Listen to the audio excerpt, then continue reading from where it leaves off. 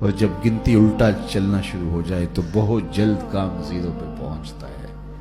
ہماری سانسوں کی گنتی الٹی چل رہی ہے اور ہم یہ سمجھ رہے ہیں کہ بڑے ہو رہے ہیں، صاحب ہم چھوٹے ہو رہے ہیں۔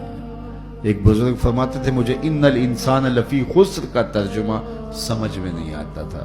ایک دن میں سمرقند کے بازار سے گزر رہا تھا، وہاں ایک بندہ پھٹے پہ برف رکھ کے بیچ رہا تھا اور ساتھ آواز دے رہا تھا ارحموا ارحموا علی من یذوب راس مالہ، او گزرنے والوں میرے پہ ترس کھاؤ، مجھ سے برف لیتے جاؤ، میں ایسا تاجر ہوں جس کا راس المال پگھلتا جا رہا ہے۔ کیونکہ برف ایک ایسا سودا ہے جو گاہک کا انتظار نہیں کرتا۔ آپ کپڑا بیچتے ہیں، آج گاہک نہیں آیا، کل ہو سکتا ہے 2 آنے مہنگا بیچ لیں۔ آج پیٹرول بیچتے ہیں آپ، ہو سکتا ہے کل پڑا 6 روپے اوپر چلا جائے اور آپ کو کروڑوں میں فائدہ ہو جائے۔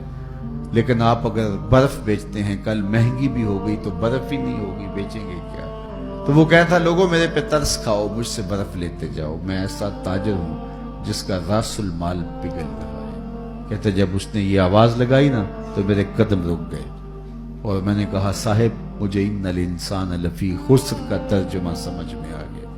جس طرح تیری برف پگھلتی جا رہی ہے میری زندگی پگھلتی جا رہی ہے، تیری برف قطرہ قطرہ پگھل رہی ہے اور میری زندگی سانس سانس پگھل رہی ہے۔ اور اگر تو اب بر وقت برف بیچ لے، اس کے بدلے درہم لے لے، دینار لے لے، پارچہ جات لے لے، کوئی جنس لے لے تو تجھے فائدہ ہے۔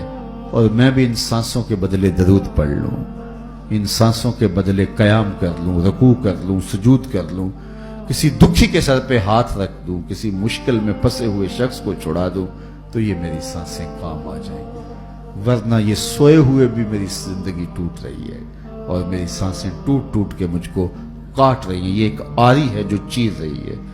حضرت سیدنا علی المرتضیٰ فرماتے ہیں، شیخ زادہ نے بیضاوی کے حاشیے میں لکھا آپ کا قول کہ یہ سانسیں موت کی طرف اٹھنے والے تیرے قدم ہیں، تو قبل اس کے کہ وہ وقت آئے کوئی حجت نہ رہے، مجھے آپ کو آج موقع ہے، آج سا بھی نے کھلے راہ بھی نے، انج ٹوک نوکھڑے ٹکڑے نے، ٹر پویں تے پینڈے مک جاندے کار بیٹھیاں فاصلے مکنے۔ آج موقع ہے۔ وہ ایک فقیر تھا، بازار میں کھڑا رو رہا تھا تو کسی نے گزرتے ہوئے اسے رک کے کہا بابا کسی نے مارا ہے؟ کہا نہیں ایسا تو کچھ نہیں ہوا، لیکن کیوں رو رہے ہو؟ کہا کہ بس گزرتے گزرتے لوگوں کو دنیا میں کھوئے ہوئے دیکھا تو دل میں رحم جاگا، تو میں نے سوچا ان بندوں کی رب کی صلح نہ کروا دوں، تو میں نے اس سے بات کی، آواز آئی لے آ میری چوکھٹ پہ، ایک آنسو پہ سارے گناہ معاف کر دوں گا۔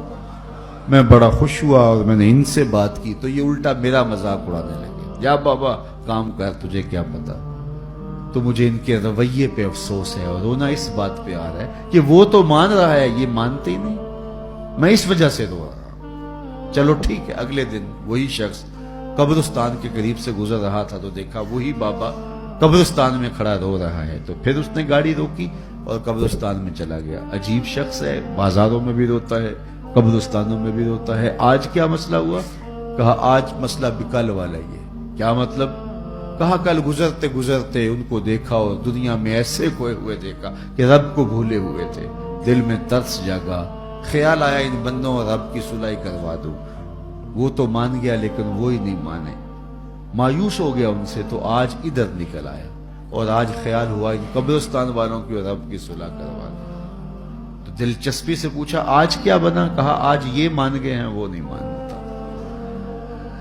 آج وہ مان رہا ہے، ہم بھی مان جائیں اور اپنے آپ کو مالک کی دہلیز پہ لے آئے۔ آج لے ان کی پناہ، آج مدد مانگ ان سے، کل قیامت کو نہ مانیں گے اگر مان گیا۔ آئیے میں اور آپ اپنی زندگی کو اللہ اس کے رسول کی راہوں پہ ڈال دیں اور ایک ایک سانس ان کے نام وقف کر دیں، عزم کر کے اٹھے آج کے بعد نماز ترک نہیں ہوگی، ذکر کا چراغ روشن رکھیں گے، قرآن مجید سے وابستگی ہمارا مزاج حیات رہے گا، جئیں گے تو حضور کے لیے، مریں گے تو حضور کے لیے، پھر یہ دنیا بھی ہماری ہے، آخرت بھی ہماری ہے۔